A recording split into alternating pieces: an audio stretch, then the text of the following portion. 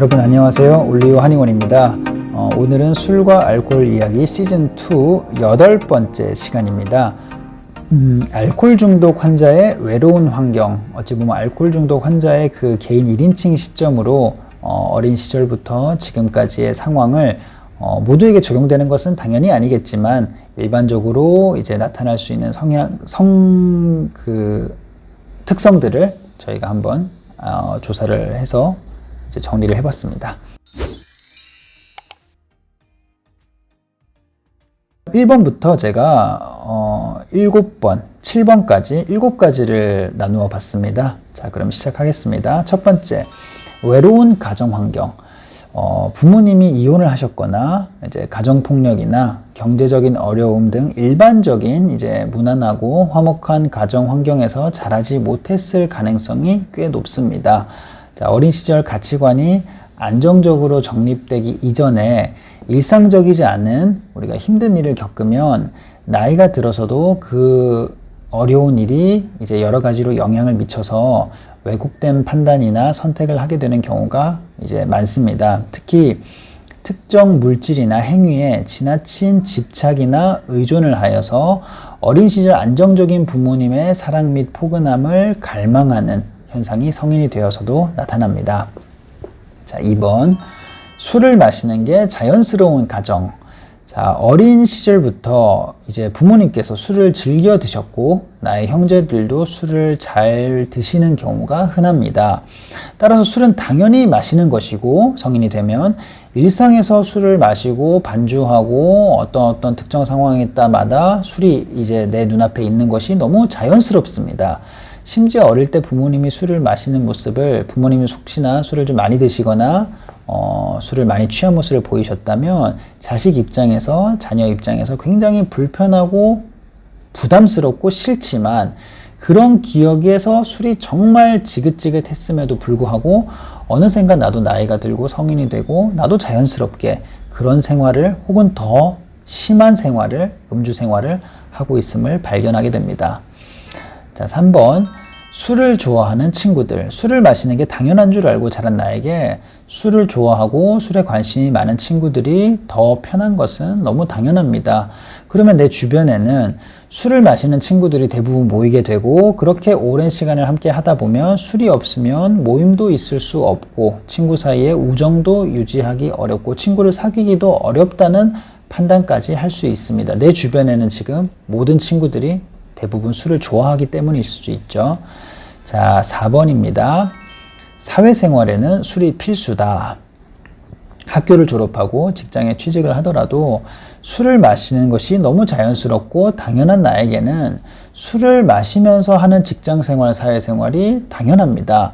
술을 마시는 것이 당연히 필수는 아니지만 술을 잘 활용하면 직장생활, 사회생활에 많은 혜택이 있다는 것을 너무 과대 해석하고 맹신하게 됩니다. 자, 분명히 회사에서도 술을 안 마시고도 인정받고 사회생활 잘 하시고 활동하는 분도 계시겠지만 그것은 뭐 굉장히 특이한 케이스거나 아니면 뭐 진정한 우리가 뭔지는 모르지만 진정한 사회생활을 잘 모르고 아직도 경험하지 못하시는 분이다 라고 이제 폄하하는 태도를 가질 수 있고요.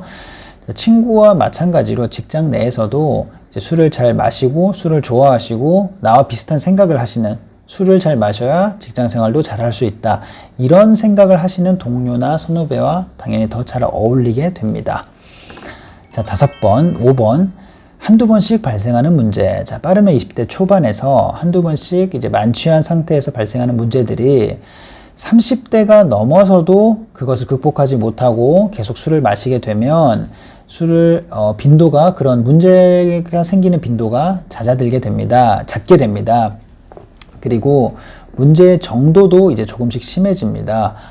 술을 마시고 다음날 후회하고 술을 조절해야겠다. 이제는 이렇게 계속 마시면 술을 끊어야겠다라는 이제 후회나 다짐을 하는 날도 늘어갑니다. 그래서 스스로 절주나 금주를 짧은 시간에 시도를 해보기도 합니다. 예를 들면 몇 달 동안 술을 끊어보기도 하고 어느 정도 절주를 해보기도 하는데 뭐 소소하게 성공도 하고 어느 정도 개선도 되고 그게 영구적으로 잘 회복되는 경우도 있지만 거기서 회복을 못하는 경우는 그 상황에서 잘 해결되는 경우는 정말 다행인데 여기서 개선되지 못하면 또 심각한 만성화 단계로 들어가게 됩니다. 보통 나이는 이제 30대 중후반에서 40대를 넘어서부터 술에 대한 문제를 거의 항상 달고 지내게 됩니다. 자, 6번 더욱 닫아지는 내 마음, 더욱 닫혀지는 내 마음. 술에 대한 문제가 계속 발생하면 보통은 특정 집단에서만 그 문제가 발생하게 됩니다. 일반적으로 가정 혹은 또 가까운 사람에게만 문제를 나타내고 다른 외부 사람들은 그런 문제를 잘 모르거나 대수롭지 않게 넘기기 쉽습니다. 자, 그런 상황에서 1차적으로 보통 가정에서 엄청난 압박을 받게 되는데 무절제하고 의지박약하고 무책임한 비난의 화살이 나에게 날아오게 됩니다. 사실상 내가 잘못한 주체이고 누군가가 평가를 한다면 내가 잘못한 건 맞지만 내가 나쁜 의도를 갖고 내가 나쁜 생각을 갖고 했던 행위가 아닌데도 나만 나쁘게 무책임하게 이렇게 무시하면서 몰아가는 분위기가 사실 너무 답답하고 받아들이기는 어렵습니다. 그래서 처음에는 용서를 구하고 나중에는 화를 내고 결국에는 내가 문제가 없다. 나는 전혀 문제가 없다라는 이제 왜곡된 논리까지 펼치게 됩니다. 왜냐하면 나는 어떤 특정 상황에서 술을 먹었을 때는 문제가 없었고 지금 직장 생활도 꾸준히 지속하고 있기 때문에 가정에서 나타나는 이런 문제 혹은 또 이런 이 스트레스와 고민들은 가족 구성원들의 그냥 잔소리 정도로만 치부하고 왜곡되게 내 마음을 닫아버립니다. 자, 6번. 여기가 6번이 아니라 7번이네요. 제가 잘못. 7번. 이제는 걷잡을 수 없이 커진 문제. 자, 이제는 뭐라고 변명을 할 수도 없을 정도로 문제가 심각해져 버립니다.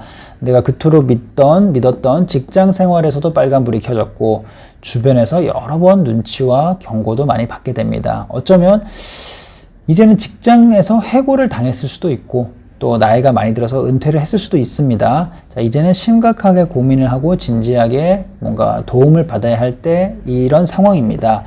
예전에는 술 때문에 가정에 불화가 생겨도 직장에서 친구들과 만나고 직장 동료들과 소통을 하면서 해소를 했다면 이제는 내가 소통할 공간과 관계가 굉장히 축소되어서 이제 어떤 말을 해도 무게감이 떨어지고 또 어떤 누구도 내 말을 신뢰하지 않고 또 어떤 누구도 나와 이야기하려 하지 않을 것입니다.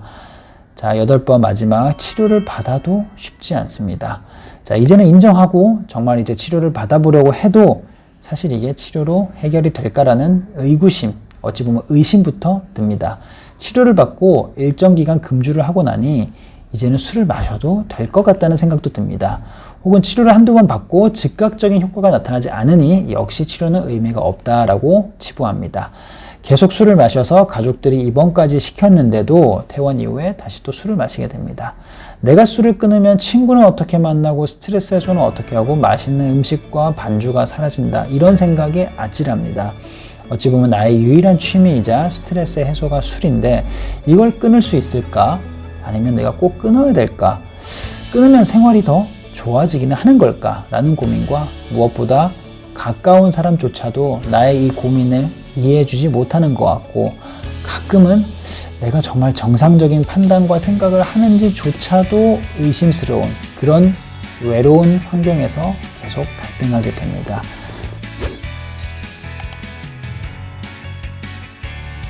자, 정리하면 알코올 중독 환자는 이미 어린 시절부터 일상적이지 않은 가정 환경에서 자라면서 술을 마시는 게 너무나 자연스럽고 당연한 환경에 놓여 있었고 그러다 보니 어린 시절에 술이 정말 싫고 지긋지긋하면서도 아이러니하게 자라면서 술을 마시는 사람이 끌리고 어울리다 보니 이제는 주변의 가족을 포함해서 친구, 직장 모두 술을 마시게 되고 물론 안 마시는 분도 계시겠죠.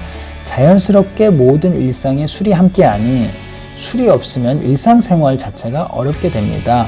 그 상황에서 내 의도와 상관없이 술을 조절하지 못해 여러 문제를 만들면 처음에야 신경을 써보지만 이게 반복되면 주변에서 신뢰를 잃고 관계를 잃고 또 외롭게 혼자 남게 되는데 그때 치료를 받는다 하더라도 금주를 해야 한다는 치료자의 말을 받아들이기가 참 어렵고 일시적으로 금주를 한다 하더라도 술 없이는 내 삶이 나아질 게 없다. 차라리 술 먹고 문제 일으키는 게 더 나을 수도 있겠다라는 생각까지 갈 수 있습니다.